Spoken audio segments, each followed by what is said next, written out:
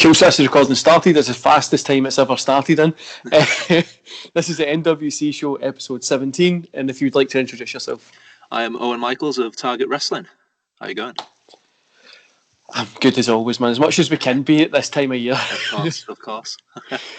I mean, so it was cool to you kind of getting in touch with you, getting you on and stuff like that, because it just looked like I've been watching some of your work after you got in touch with me. I've liked a lot of the stuff that I've seen.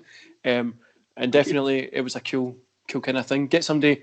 Obviously, we've had people on from like America, just all over the page, different kind of age ranges and like amounts of times in wrestling. How long have you been wrestling? Are you still quite new to it, or have you been there? So I started training in October 2018. I think I had my first first match. It was a battle royal. I think it was a battle royal in Holt Whistle. And there was probably about 12 people in the audience, maybe. But yeah, I'd say my first proper match was a six-man tag match in Morecambe, I think. And yeah, that was about, I think, January 2019. I think that was. So not too long. And obviously, because of this pandemic now, I guess. Obviously, everyone's in the same boat, but I guess I've been in wrestling 2 years, but because of the pandemic, do I class it as one? I don't know. It's that weird. Yeah, man. I'd say you class it as one. So when I started when the pandemic started, I was 28. Yeah. And by the time it finishes, which I turned 30 in June, which I'm going to be 30, so I'm just saying I'm 28 till the next 2 years because it's not really That's fair. That's fair. But no, man, that's cool. You're still like pretty new. I remember when I was like still young in that kind of wrestling, in the business, like starting after training and stuff like that, was still quite new in it. I think everybody's either first match or first couple of matches on that battle royal tag. Yeah. You're just standing. It's kind of get that experience in front of a crowd first before they put you in a singles or something. Yeah, I think my first one was in front of like 2 people. It was like a small show, but it was like the undercard of a small show. So I was like just like me, a granny, and a kid. Do you know what I mean? It was like I made it work. So what got you into wrestling? What's that thing that kind of got you just loving wrestling? I'd say, let's think. My dad was a wrestling fan. He was all about Stone Cold and stuff in the Attitude Era and stuff like that. I think. So I'd probably got it from there. I'd say my earliest memory in wrestling was actually. What WrestleMania was it? WrestleMania 20, I think. Goldberg and Brock Lesnar. So not really the best of matches, but what I remember most of it was, I think, saying to my dad, because I was confused at the time, because I was like, wait, why is Stone Cold giving the stunner to Goldberg? Because in my mind as a kid, I think I would have been like 2 years old or something. I was like, wait, are they not tag partners because they're both bald? So just in my mind, I was like, wait, they look identical. Why is he attacking him? So yeah, that's and from there I just kept going on. And here we are, really. Yeah, it's one of those things. Like when you get it, it's just you can't. With it. Yeah, you can't. It's like you either grow out of it at a certain age, or you just continue with it. I would say. Yeah, and definitely. I just carried on. So, yeah, here I am. I think it is one of those weird things, like you either grow out of it or you're just kind of stuck. Oh, yeah, you're addicted. For the rest of your life, and people can tell you it's at work, it's not real, like why are you watching it, and you're just like it, I can't. Yeah, exactly, like just let us have fun, you know. it's not harming anyone. So what was the decision that made you go, you know what, I'm going to take the jump and go to training? What was that kind of decision?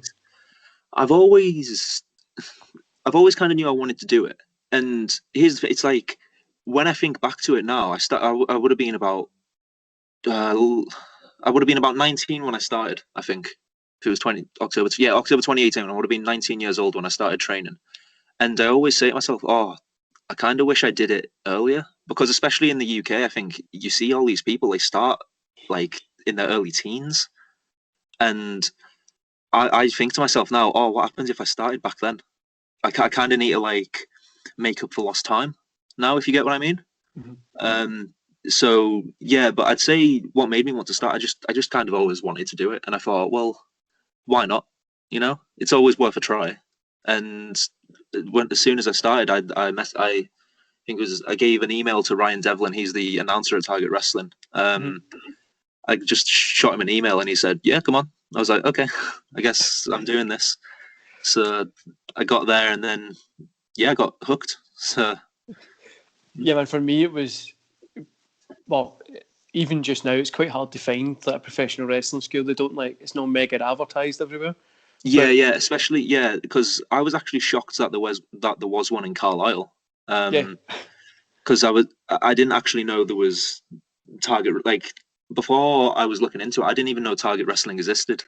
You know, like, and then looking for places to train, I was like, oh, there's one literally right at my doorstep.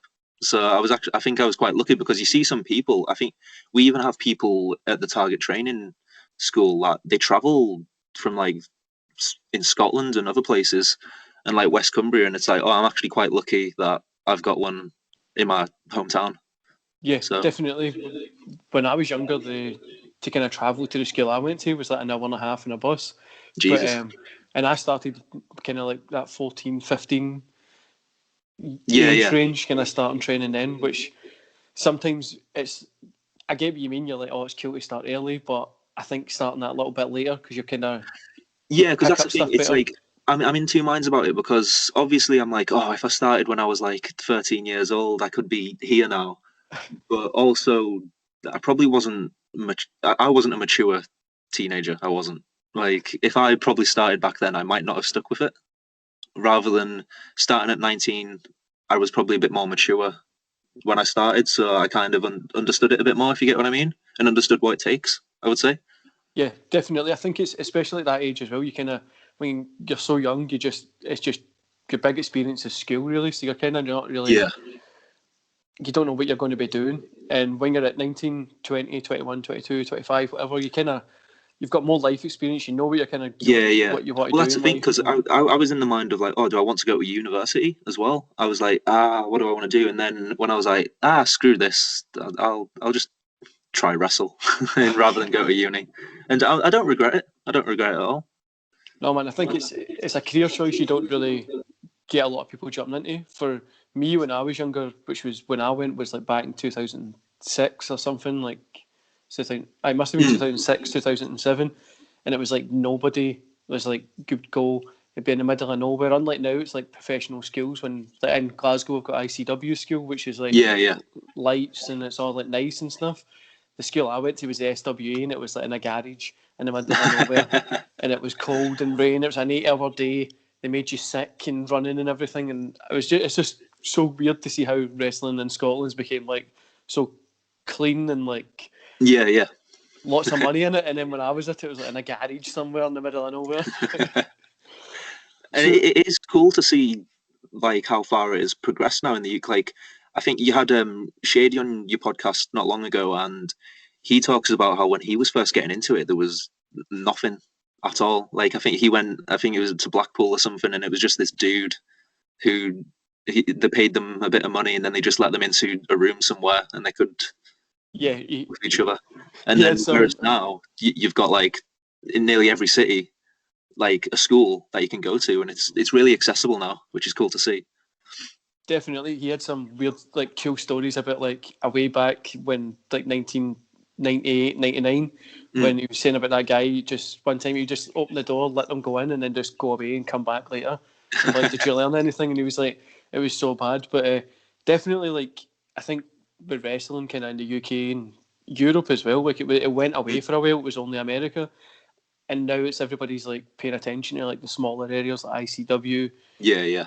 You've got NXT UK, which obviously not a lot of people watch it, but still you get that opportunity to kind of showcase how good Oh yeah, wrestling in exactly. Europe and the UK is, which is, Mm. in my opinion, would say it's on par, if not better, than like the Japanese circuits and stuff like that. We know the Oh Americans have yeah. all the money, but so with kind of today's product, what's something that you love about today's product? What's something that you love about today's wrestling product?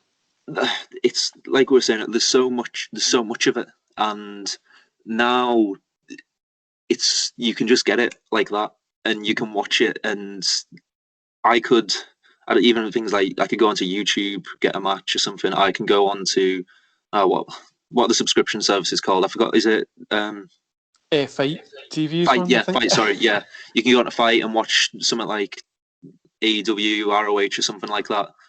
And whereas back in say maybe the early 2000s, it was a lot harder to gain access to stuff like that. Yeah, from personal Because especially experience, I me, can tell you this.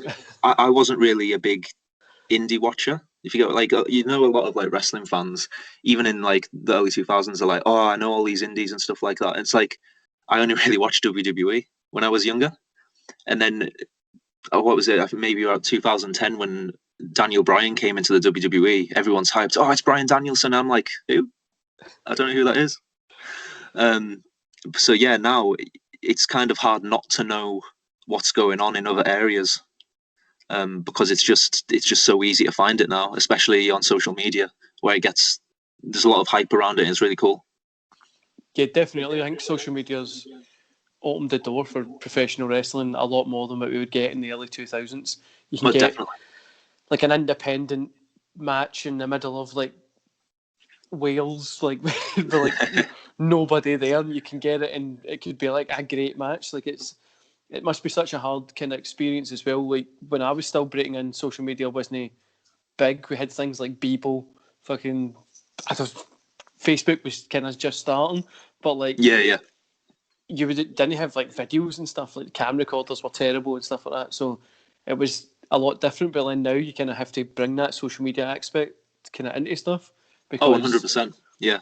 I think that's one thing that the big companies still don't get. Like the people have their personal stuff, which they don't really use. Like you don't keep that kind of kayfabe stuff. Obviously, they're good at what they do. That's the thing. I'm very 50-50 on the whole social media thing with wrestling, because you see some accounts, and fair look, social media is you have every right to express who you are, show your everyday life, but when you do it on the same account as when you're trying to like promote a fight. So one wrestler, he talks about, oh, how good this other independent wrestler is. Oh, it's so great to work with you. Yeah, blah blah blah blah blah. But then in his next tweet, he's promoting a fight. Oh, I'm gonna beat the crap out of you. Blah blah blah. It's kind of like I don't know how to explain it. It's like you want us to take that aspect of it seriously, but then you're kind of breaking it in another tweet. Yeah, If you get man, what I mean?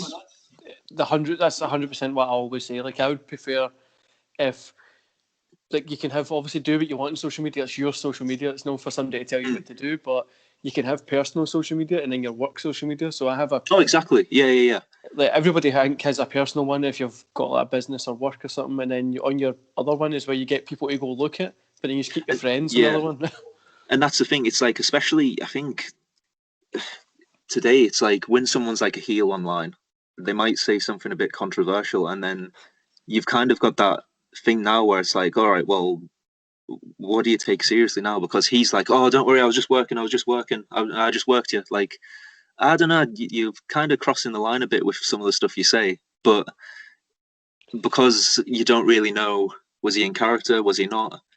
It's like, do you get your pitchforks or not?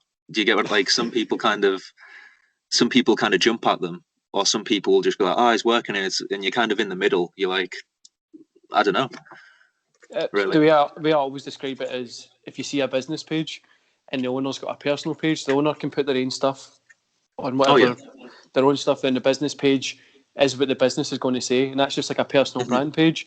So yeah, if you go to that, like for instance, I don't know, just some random like generic wrestler name, and the yeah, guy's called like Bob in real life. Bob can have his personal stuff, but generic wrestler name can. When you go to that page, you know it's a work. Do you know what I mean? Like yeah, 100%, yeah. we can all be smart enough to realise that, but I think it's something that wrestling really needs in this day and age to kind of just make it a little bit better looking at on social media. Because, like you says, I hate when you go on and you just see them like, oh, I really love this person. I can't wait to go up against them next week. And you're like, oh, why are you just ruining it? You're Yeah, making me yeah, the yeah. bad It's guy. kind of like, it's weird because you can suspend disbelief so much, but it's like, because obviously, like, look, we know it's not real. But it's like you can still suspend the disbelief if wrestlers allow you to, and but if they actively make it hard for you to suspend your disbelief, it kind of just ruins it. Yeah, the worst is Like, when it's like an injury that's part of a storyline, and then like they've got their yeah, social it's media like, and they've broke their leg well, and they're out walking. You're like, why? yeah, Just yeah, play along. exactly.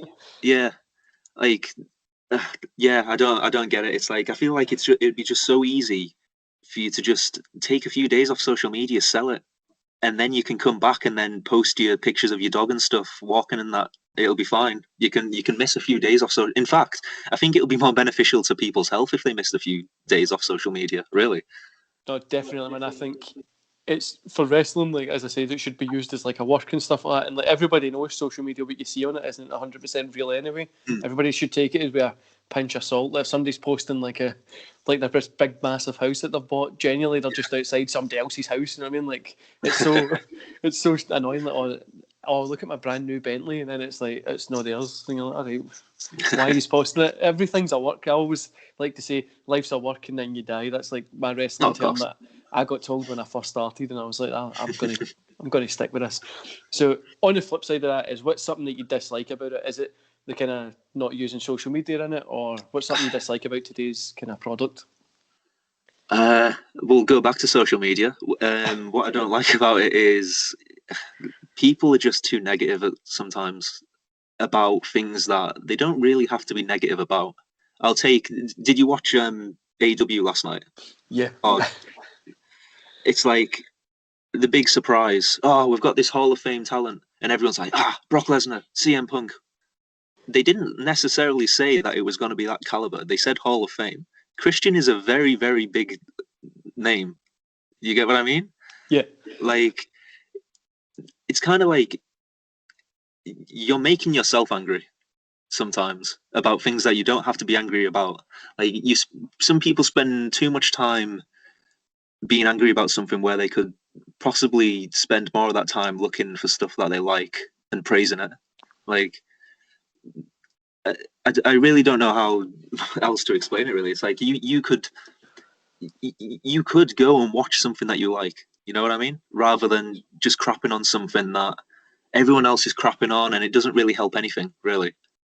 definitely, man. Like so, I've done my review for AEW.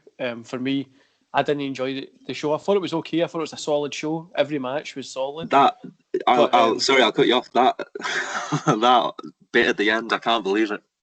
yeah, no, man. It ruined it. I think I'm that's just the. I was enjoying the show. It was a solid show. It was okay. Like it wasn't a great show, but if it was just that was a pay per view, I'd have been like, that's cool. yeah, But yeah, then yeah. when it was like this exploding death match, and I've seen the old Japanese exploding death matches and stuff like that, so I was like, this at the end, it's going to be like pure over dramatic, especially the amount of money AEW has. And then it was like sparklers, and I was like, what? Well, Cody Rhodes had more pyro in his entrance than what went off in that, and it's such a shame because that was such a cool story that they were telling. Like Eddie Kingston, he's saving John, and then it's like he's sacrificing himself, and then poof, like they just It it was was like it was such a like just a letdown. It was like now like when you honestly if you ever like when you go to that nightclub and stuff like that, you see people with like champagne with the thing on top of it. yeah, Like yeah, yeah, yeah. that literally looked like they had that inside it. I was like, you could have used Kane's pyro or something like just something better than just like a couple of.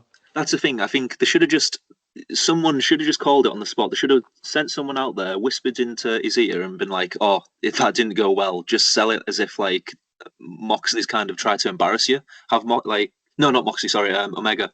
Um, have them come out laughing, haha, we got you. What a weirdo. You just try to save him, and then they could have maybe salvaged it, I thought But the first thing I said was, why did they not just make it like a death match or a barbed wire match or something? Like, just leave it at yeah, that. They don't need to have this exploding thing that just looks so bad. But hopefully they make something up that yeah. Well, partially that's the makes thing. it make It's because sense. it's hard because he was selling it for a very long time, and it's like you could have went with this thing where it's like, Omega can't build a good ring that can explode, blah blah blah. Like, and you could have went next week on Dynamite or whenever the next. I don't really watch the weekly shows, but um, they could have went, oh well, haha, we just try to trick you. But because he's selling it like he's dead, you can't necessarily do that now.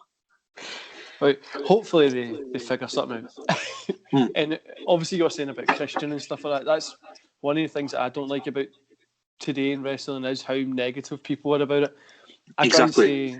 try and stay as positive as possible. Like I said, last night wasn't the most enjoyable show. It was okay. It was nothing great, but I just kind of, with Christian coming out, everybody thought it was going to be something insane. I didn't think it was. I was like, it'll be Kurt Angle or like Well, somebody that's that the does. thing. Yeah, it's like unless there's only names that you could probably count on one hand that could probably shift the needle for AEW, and none of them were going to go. I didn't No, think, and I think, and people set themselves up there for disappointment because they were expecting those names that weren't going to happen, and now you've got someone like Christian who is awesome because he is. It's Christian, and you're like, it's just Christian, blah blah blah. He's old. Why do we need him? Blah blah blah. It's like I don't get this whole thing with age in wrestling as well. Like, that's it. why do I don't get why some fans think it's fine to be like, he's old, he shouldn't be here anymore. It's like, well, who are you to tell someone else what they can do? You get what I I mean? think it's Like, insane when people talk about age. So like, I'm turning 30 this year, which I have a poor anxiety problem about. Like, I'm going to get old. That's me done. But then my friend who's like, he's like 40 and he's like, Barry, you've still got 35 years at least worth of working. And I well, was there you like, go. Even me, I turn 31st of March. I'll turn 22, and I'm like, I'm getting old now. I wish, and it goes back to the thing. Oh, I wish I started a bit earlier. I'd be somewhere now. Like, man, you've still got, if you in a normal job till you're 65, by the time you're at retirement age, you'll be closer to 70. That's still another 40 we'll odd probably won't years even you've be got able to to go. retire. To be honest, I'll probably have to Aye. work until I die. And you won't be able to enjoy any things like buy a house or a car or anything like that by that Yeah. time either. So it's all right, man. You don't need to worry about it. No, man. I honestly think it's so silly when people like Christian. He's in his 40s. I'm not a big Christian fan. I enjoyed his TNA run, but his WWE stuff. Obviously, I think his TNA run was a little bit better, and it's set up for that kind of second WWE run. I was hyped that they got his TNA theme. Well, kind of a different version of it, but I was like, and that's the thing. People didn't know. I'm surprised how many people didn't recognize his TNA theme, especially when it like kicked in. And I was like, it's Christian. And then they only reacted when the name came up. I was like, and they didn't put the name plate up at the right time. The countdown came, and then the drums kicked in. That's when you should have had the name, because as soon as the drum kicks in, you know who it is. No, man. It was. I still think AEW is still young. They're still learning. Oh, definitely, yeah. I don't get not the older wrestlers, but now the Attitude Era wrestlers like the Big Show, Sting for the Monday Night Wars. You've got Jake the Snake Roberts, Tully Blanchard, Christian. You've got all these guys, and sometimes it does just feel like Tony Khan's like, I'm going to get all my favourite wrestlers in, just so I can like get them in the building. And it's like, right, mate, calm down. You need to build a wrestling show as well. But no, man, I try and stay as positive about wrestling as possible. Like I say, that's one of the things that really bugs me is that when you see people like, and then if you put your opinion, which I do obviously for my reviews on YouTube. Oh, don't do that. You'll get crucified for that. Man, I don't even. I'm just like, I didn't enjoy it. It's okay, but like, if you enjoyed it, let me know. And then people are still like, oh, your balls, you shouldn't be saying things. And I'm like, what's the hair I'm taking this for? Leave me alone. And that it's like, go back to the age thing. It's like, if a wrestler still thinks he can go for a set amount of years, why shouldn't he be the champion? It's like, he's like, I saw someone. I don't take Dave Meltzer seriously, to be honest. I don't know why people take his word as gospel. He's just a dude. But I think the Royal Rumble in January, he was like, there was only 2 people below the age of 30. I'm like, 30's still young for a wrestler. Like, what's wrong with that? Like, you're acting like it's this bad thing. Like, in a few years, they're all going to die or something. Like, no. It's like the cut-off point's 35. Yeah. That's you dead. You just get sent. It's like, if people keep putting this, like, idea where, as soon as you hit 30 or 40, you're done. Like, well, yeah, they're gonna have to be now because you're not going to give them a chance. DDP didn't start until he was 35, and I think Batista was the same. Man, if you said that to them, you wouldn't have DDP and Batista, would you? You know? If you look back in the day as well, like Flair and stuff like that, they didn't get into the prime of their career till they were in their late 30s, 40s, which is insane to think. But I get annoyed with the age thing as well because it's like people are just like, like that's it. We took the 39, no more wrestling at 39. That's you done. It's like calm down. Like the guy can still go. You didn't know he was 39 till you Googled exactly. If his body is still holding up, if his bum card's still a bit clean, then he can go as long as he wants. It's up to him to decide. If you look at Scott Hall and stuff like that in WCW, like at the the peak of it, they were in their late 30s, which is Well, yeah, exactly. insane to think when you look back. But Mm. no, it gets to me as well. Especially, it's like, what would you do when somebody turns 35 and they work in an office? Is that just hit like that same? You can't That's do it. Yeah, anything. just kick them Sit out. down. No, man. So, where do you see yourself in 10 years? Do you see yourself being in like maybe an NXT UK, or do you see yourself up in WWE going against like the big guys, whatever? See, this will probably come and bite me in the ass. Maybe I don't necessarily know, but it's like if NXT UK came calling, I don't necessarily know if I'd want to. If you get what like, I don't like the whole we're British, get it? Because we're NXT UK. Like, no, I don't like the whole, even though it is the British NXT. I don't like the aesthetic around it necessarily. Yeah, Like, man. and especially with NXT UK, there doesn't necessarily seem to be any characters. You get what I mean? Compared to, well, there is, but not as much as say maybe the normal NXT, and they kind of just live off the oh, I'm a hard man from London. Like, okay, cool, that's good, but there needs to be more. If you get what I mean, like, and I kind of I've went off on a complete tangent here. Sorry, but it's like, speaking of characters, it's like you kind of need one to differentiate yourself between others that are probably just the same as you now.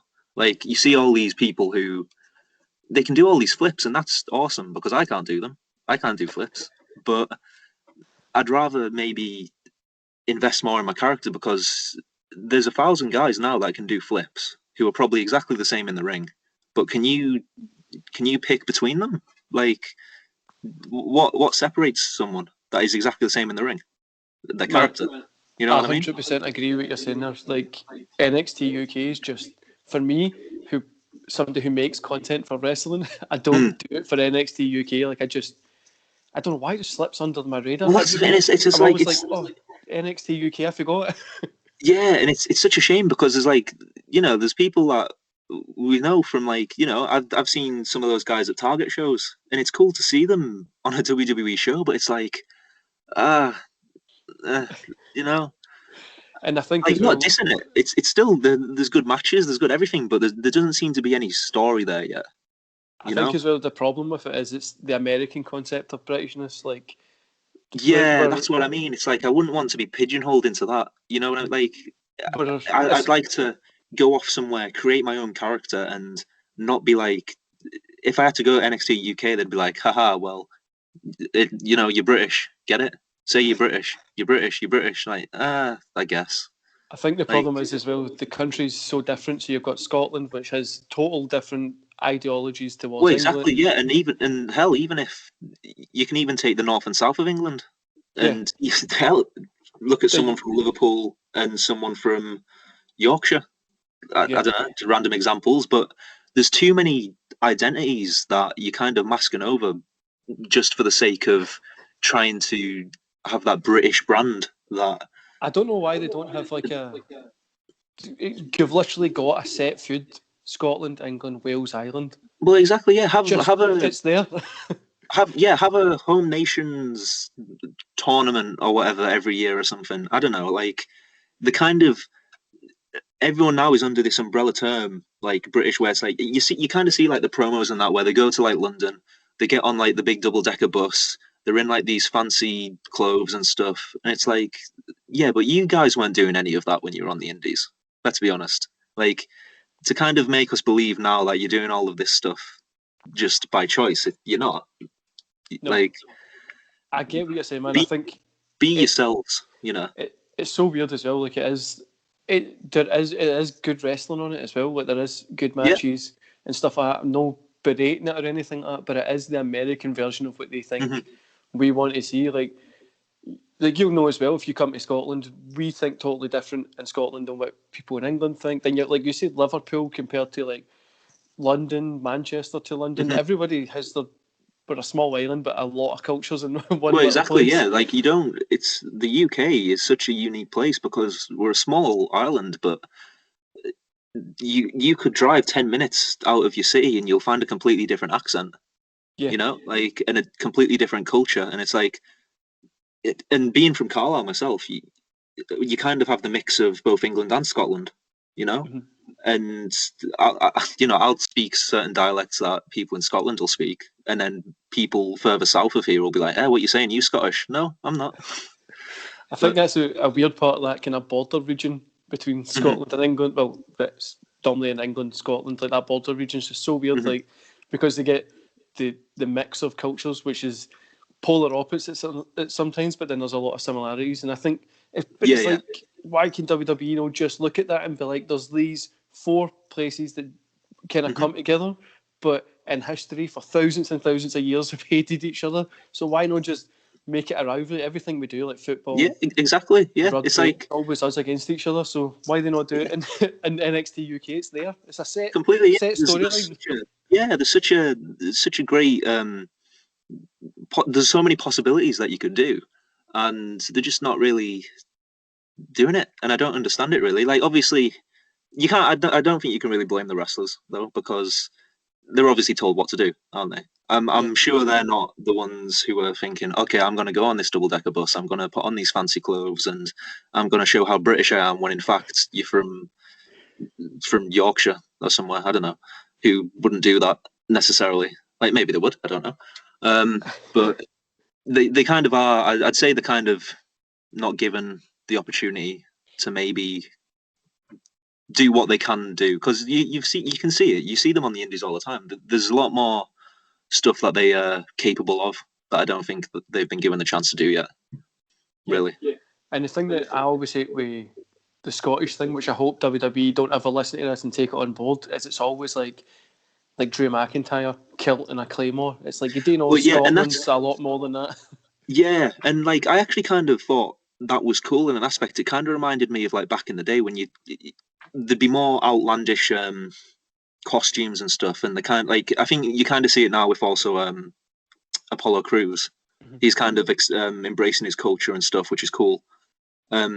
I kind of think there needs to be more of that, but also don't do it for everyone that's from the same area. If you get what I mean, like you're saying from Scotland, if they made everyone in Scotland, like from in Scotland in NXT UK wear a kilt, it would be a bit overkill and kind of a bit ridiculous. But if one or two characters wanted to embrace that heritage and wanted to run with it, then fair enough.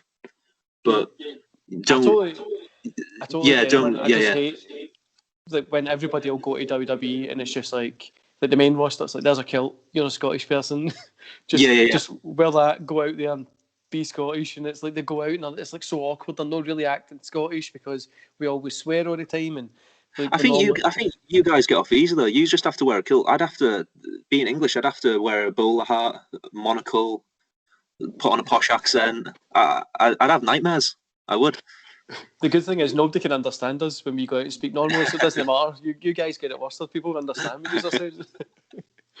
But so what was the question we were asked? Oh well, no. 10 years. Sorry, I went off 10 on a years. tangent. It was where do I see myself in 10 years? Sorry. Yeah. Hopefully, just continue doing what I'm doing now and see where it goes. Really, because I say I don't have goals. Obviously, I have goals because I think everyone kind of does, whether or not they're realistic or not. This everyone's opinion, I guess. But just seeing how good I can get, and if it takes me somewhere, cool. If it doesn't, I'm still going to do it as a hobby. Because let's be honest, I think people who get into it, compared to maybe a few years ago, where it's like, oh, I'm getting into it to make something of myself.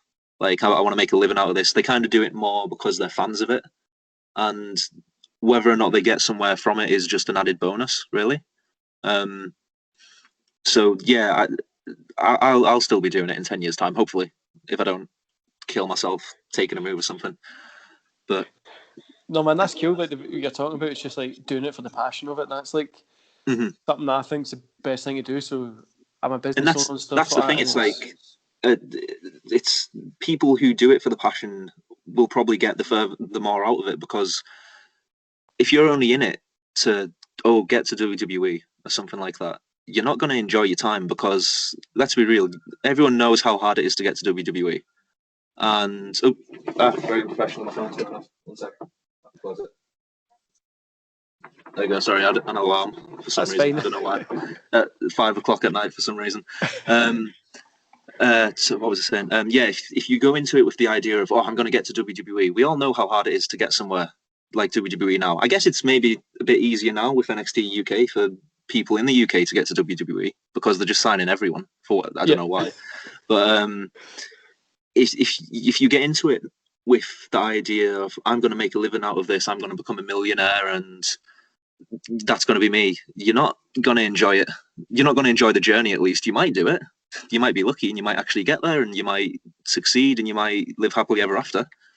But you kind of need to enjoy the journey. Like, and if you don't have the passion for it, you're not going to enjoy it because. And I've seen people in training before where it's like they kind of think it's a chore to do stuff, where it's kind of like they're asked to do something, it's like, ugh, why, and it's like, but if you enjoy this hobby, nothing should really be a chore. Do you get what I mean? Like, the whole idea around it is that you're doing it because you love wrestling, you enjoy doing it. I've never once felt like something is. I never. I don't really know how to explain it really. But do you get what I mean? Like, I never felt like it's a burden. No, man, Like, I do totally you get get what I what you mean? mean. So, like I was saying, as a business owner, everything I do is like about being passionate. Obviously, the Mhm. goal is I want to make money. I want my business Yeah, to of succeed. course. But you need to enjoy that journey. The first 4 or 5 years of any business is like stressful.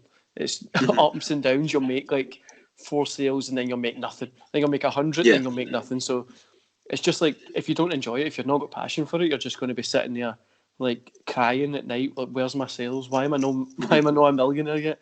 And it's so refreshing to talk to somebody like your age, it's 21, 22, Mhm. and they're not just like, I'm going to be a millionaire next year, like, Mhm. because And that's everybody is like that just now. I feel like yeah. It's like, and me personally, it's hard not to be passionate about it now, especially when you see like all these newer ones coming in, especially at Target Wrestling. Um, for me personally, it is such a shame where Target is. We're in Carlisle, but because of how rural the area is, we don't get much publicity, let's say. Um, Carlisle itself, I think it might only have about 75,000 people. And you dwindle that down to who are wrestling fans, there's not going to be that many, really. We do get good shows, bearing in mind, but then you expand that to Cumbria, where the population of Cumbria itself is, I think it's only about 500,000. Compare that to a city like Newcastle, whose population is, I think, 500,000, or maybe more. It's a lot hard to get the publicity, but the shame about it is we've got so many good wrestlers, and I, I I could list them all off now. There's likes of Luke Ross, Chris Kendall, Sammy Sparks, Damon Havoc. There's so many people who that I feel are just as good, maybe if not better, some of them than some of the people now that are getting all this publicity, getting booked everywhere. And no disrespect to the people who are getting booked everywhere, they're getting booked everywhere because they're good, and rightfully so. But I feel like in Target there is so many people that could get somewhere if it wasn't for where they are. And obviously, I don't think it's necessarily a big excuse because obviously, if you want to get booked somewhere, you travel, you know.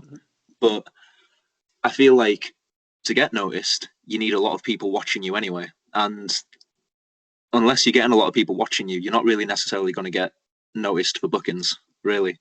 And it is a shame, but it still gives me a lot of motivation to see how good the people in Target are. Especially like we've got trainees coming up now, the likes of what's his name? He's got a very good gimmick now, and he hasn't even wrestled a match yet, and he's been able to think of this really captivating gimmick. I think because at the moment Target are doing this promo like promo voting thing for because we have a vacant heavyweight title at the moment, so they're allowing wrestlers to send in their promos, and it gets eyes on them, which I just think is awesome. And the likes of someone like Roy Story, who he hasn't had a match yet, but yet he's been able to make this captivating character, and he's at the top of the leaderboard for likes because they're basing it off likes. If the video gets the most likes, they'll be in the tournament, which fair enough.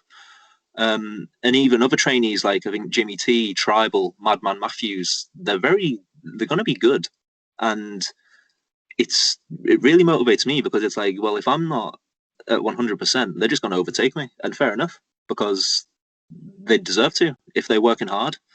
And yeah, there's a lot of it gives me a kick up the arse, I would say, to see how much people are getting who are going for it. Yeah, Like 100%, man. I think, like you were saying, it's obviously such a small area that Target Wrestling kind of is operating in, and then being Carlisle, which is pretty much like there's not that much stuff that I can think of that's in Carlisle. So, well, there you go. We have a castle if you like castles. And we're in Scotland. There's castles everywhere up here. So, well, there we go.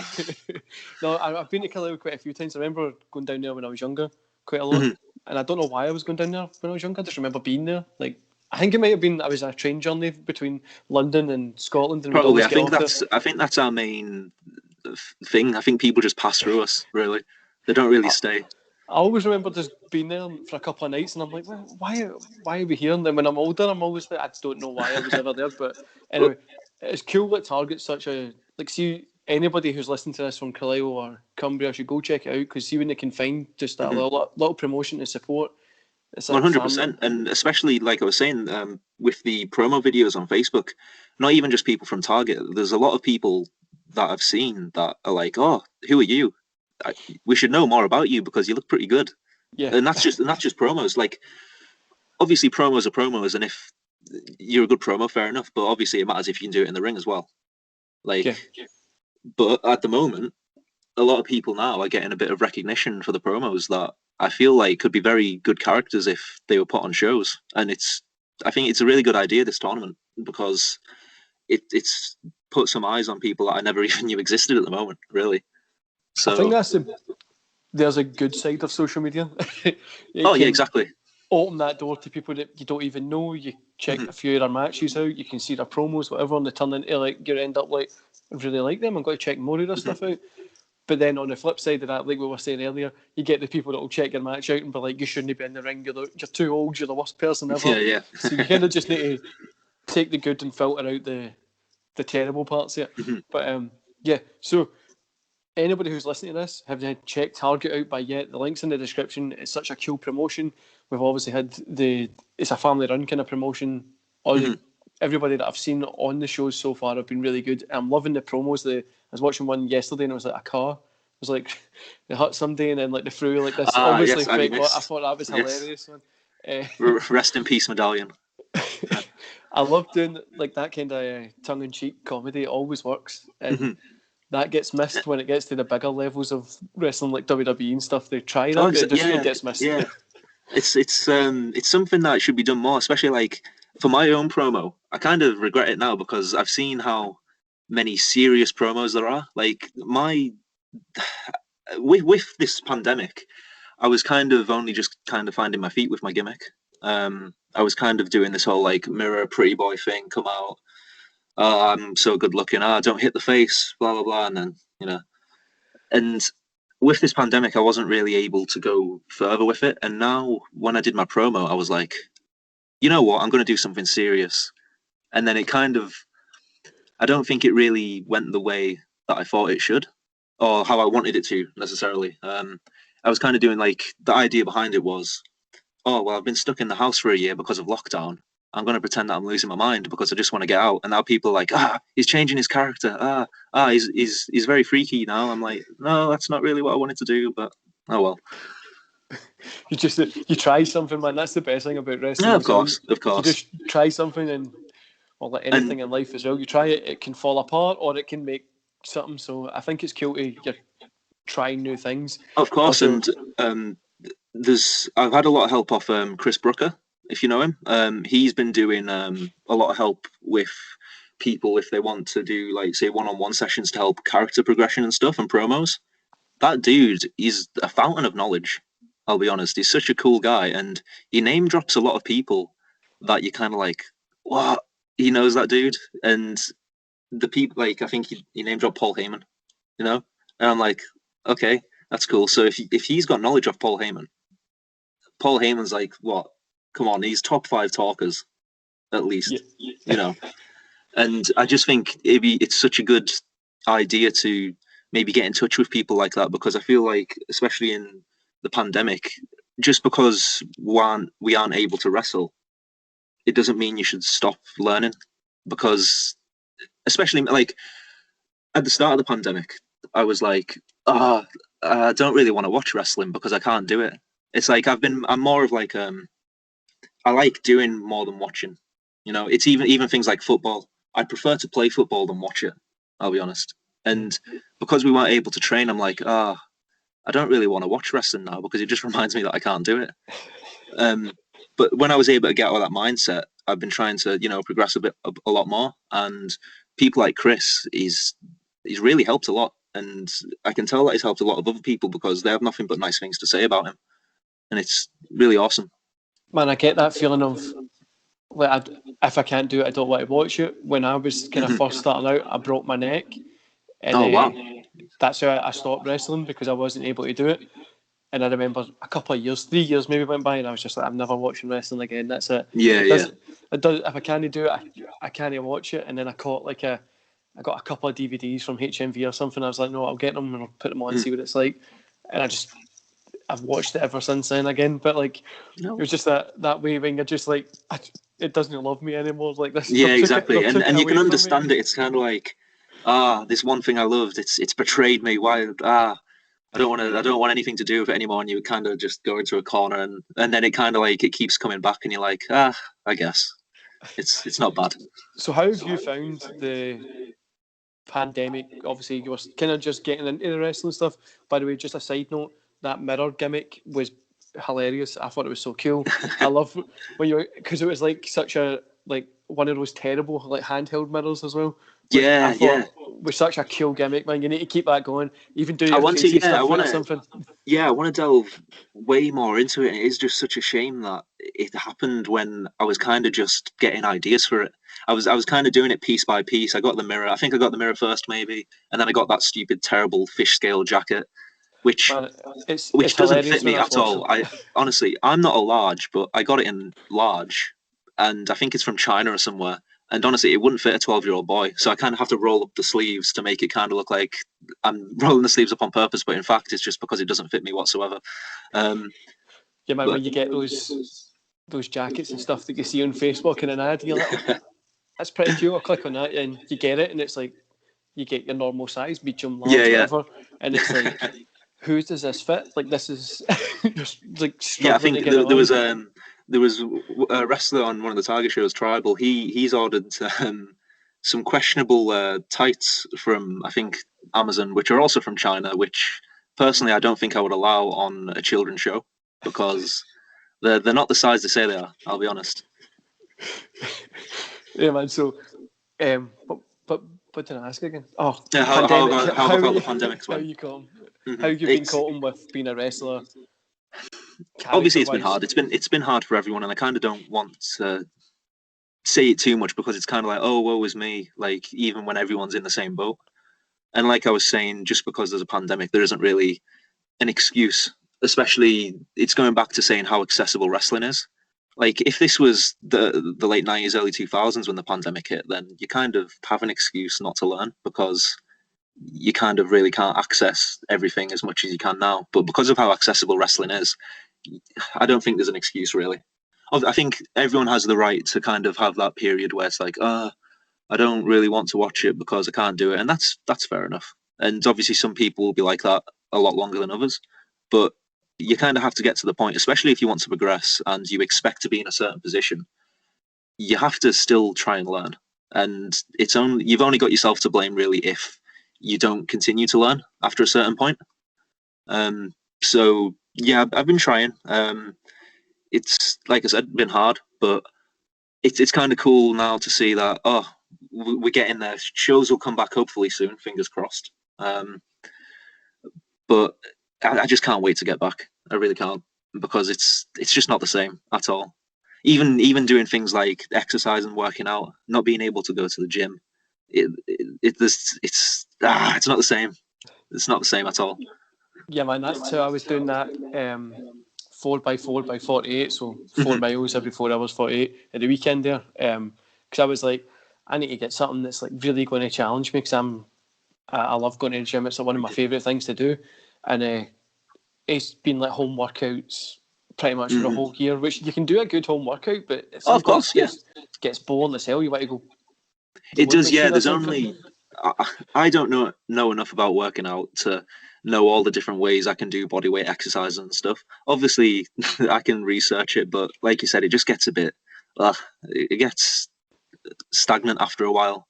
And I'm at the point now where I just want everything to open so I can just fully push myself properly and get back to it. There's only so much you can sit and do squats in your living room, and then yeah. It's like Groundhog Day when you do the same stuff, and you'll get to a point where you're doing the same stuff. Obviously, you can add more reps and stuff or whatever, but it gets to the point where you're not really making as much progress as you would in the gym, and that's just how it is, sadly. No, 100% agree with you, man. I'm a qualified personal trainer, so I've got like cool like stuff to do in the house and like weights and stuff like that. But the gym's just totally different. It's a different headspace as well. Plus, sorry. No, you go, man.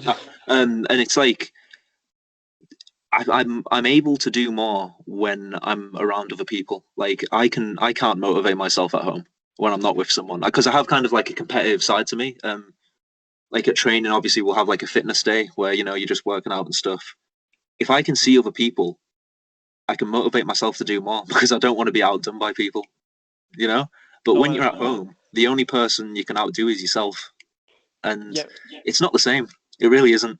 I get that when I'm like the most competitive person in the world. Like if me and you were on like I hate running, but I went and done this running thing just because I like to push myself into like a competitive part of that. So like if me and you were on a treadmill, the only way that you're winning is if I either like claps or something. Like I'm the most competitive person ever, so I have stuff in the house that I do against myself. So on a Monday, I'll have a certain amount of exercises and I'll compete with myself by the Monday after. But like it's just like I'm just the most competitive person ever. I get that when you see other people as well, when you can do like something in the gym where other people are friends. I think I get this for wrestling. We used to do like squat training and stuff like that. But like when you compete against somebody, it feels better because then you can either be like, I need to improve, or I'm better than you, haha. But yeah. But it's not in a bad way, in a nice way, in case somebody takes it as I'm trying to bully somebody. I mean it in a nice way.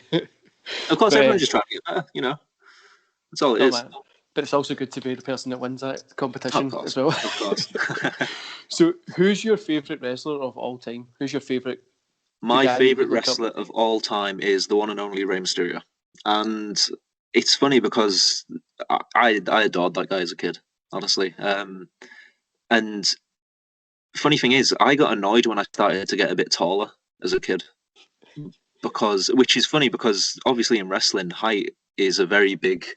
It's a big bonus. Maybe not as much as it used to be, but if you're 6 foot plus, you've got something that not everyone has, which a look is still a good thing in wrestling. And when I started to get a bit taller, I think I'm about 6'2" now. I got really annoyed because I was like, no, I want to be Rey Mysterio. I want to be small, which is honestly, it's just funny how much of a contrast that is compared to how people want to be in wrestling, really. Because I was like, no, I want to do all these cool high flying moves and stuff, which I guess I can still try and do. It's a bit harder with long legs and stuff, but yeah, he was just awesome. Like, and obviously he's still wrestling now, which is cool. But it's kind of sad to see that obviously maybe few years time, he's not going to be there anymore, and that's one of the last Ruthless Aggression era dudes that was obviously my main period in wrestling that I watched. And it's like that makes me feel older as well. All my favorites are going. It's like, oh well. No, man, it does. It gets to the point when you're like, Jesus, I'm getting older. All the guys that I was watching are, but then you start googling them, they're in their 60s and 70s. You're like, oh, hurry up and get my stuff together. But for me, it has to be Sting or Bret Hart. It's between the both of them. I just can't pick. But that was my era growing up when I was like 7, 8, like that. 1999, 98 period was when I kind of really started getting into wrestling. And what's your kind of favourite event of all time? What's something you'd be like, this is my best event? See, it changes all the time. I think it changes when the pay-per-view comes around. It's like, WrestleMania is the be all and end all of wrestling, but I love the Royal Rumble. But also, I wish they'd bring back King of the Ring. But then I like Money in the Bank. You know, I'll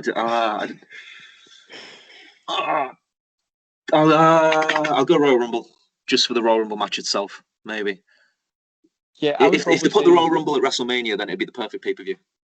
But just because I love the big stage of WrestleMania, it has a different feeling, doesn't it? And I think you can maybe say that about the Royal Rumble now. They're starting to go into bigger arenas and stadiums and stuff where the crowds are massive and they've got that long entrance ramp now.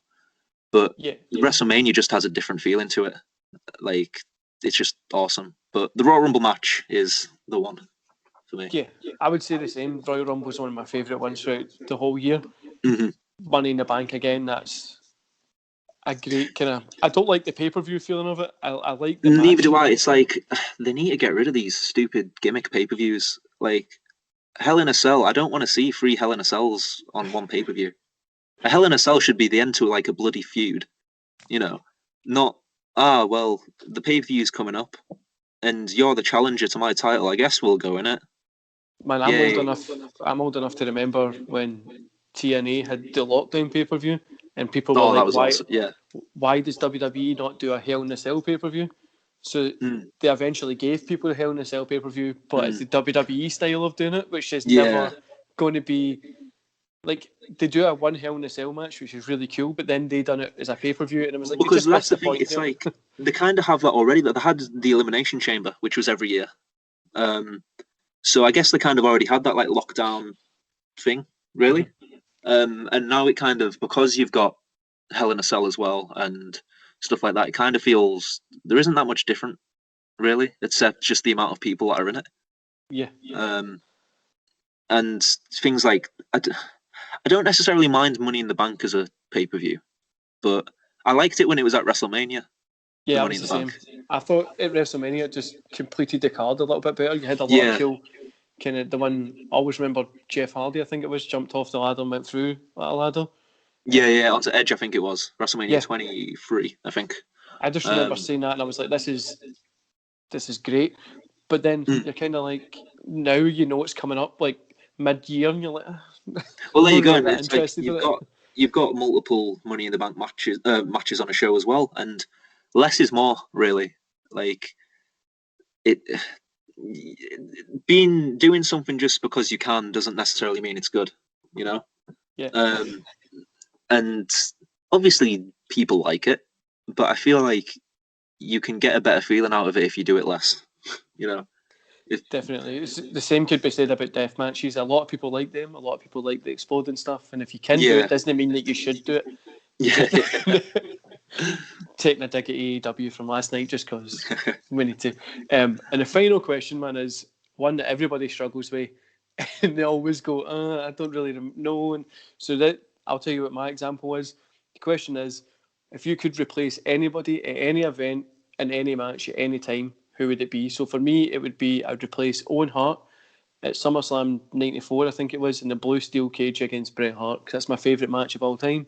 I would love to be in that. What would be your one?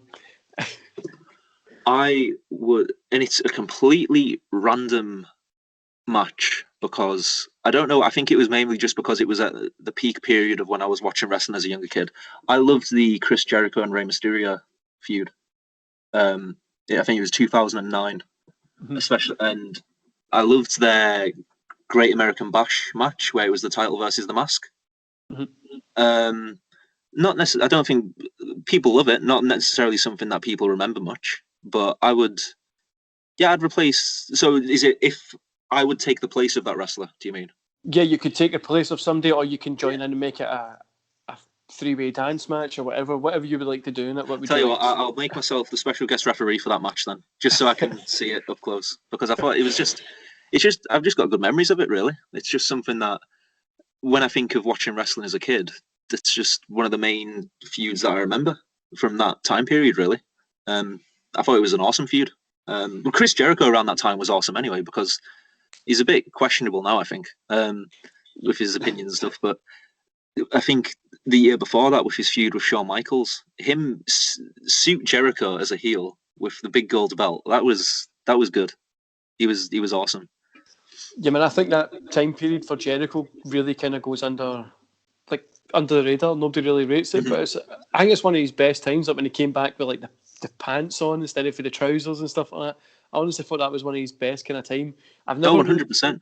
I've never really dove into his kind of Rey Mysterio, Chris Jericho stuff, but I'll check it out since you've said it was your bet you would replace. So honestly, it's just a random match. It's not like it's not one of the best matches ever, but I just really enjoyed it as a kid, and I just thought, hey, pick it out. You said everyone struggles to think of an example. I'll just take one straight away. That's literally the closest to this date one that we've had. We've always had like in the 90s or early 2000s. So this really? 2009 is like the closest we've had, which is getting up there. They think for you it was John Cena versus The Rock. Somebody picked, or that was after 2009, which I was like, that's cool. I get that. But they were talking about it money wise, like if they want to make the most amount of money, and I was like, I'm talking about like what you would love to do. You know what I mean? No make money, but I want to take the place of Brock Lesnar in Saudi Arabia because he gets paid 10 million. There you go. I think anybody would do that, especially of course, to get that cash. No man, it's been a pleasure speaking to you tonight. It's been an absolute pleasure, mate. Honestly, it's been fun. My first podcast as a wrestler. Take it off the to-do list. That's pretty cool, man. You're the first podcast we've hit since I hit 100 subscribers, so it's a first. Oh yes, there we go. Congratulations for the 100 subscribers, man. Thanks, man. Where can people find you? I've got your Facebook, Twitter, and stuff like that. Yeah, so they can find me on Twitter at Owen Michaels. The O is actually a 0 if you're typing it in, because I couldn't get the actual at Owen Michaels because some bugger took it. You can find me on Facebook, but I don't like Facebook. I'll be honest. Sorry, I don't want to make the podcast too long, but I hate Facebook. It's for old people. I don't like it. It's not where all the stuff happens. Everything happens on Twitter, you know. But yeah, you can find me on Facebook. Facebook /Owen Michaels. But also, I would say check out Target Wrestling as well. You can find them on Twitter at Target Wrestling. You can find them on Facebook /Target Wrestling, and also check out the YouTube because that is the one that I would recommend the most, actually. Obviously, they have the promo tournament up on Facebook, but also you can check out some pretty cool matches on YouTube for Target because there's a lot of big names there that I think people will be surprised to see go against each other. So yeah, that's what I'd say. Definitely, man. If somebody hasn't checked out Target, you should go get it. Like you said, Facebook. If anybody wants, just don't use Facebook. Facebook's just for ads and old people. That's what it's there for. Because why not? It's an extra social media. When I'm in marketing and advertising, it's only used for ads. Trust me, that's all we use it for as well. Nobody really rates Facebook, so it's fine. But no, man, really thanks for being on. It's been pretty cool. So if you wait there, I'll end the recording and then I'll tell you what's going to happen after it. No worries, man. Thank you very much for having us there.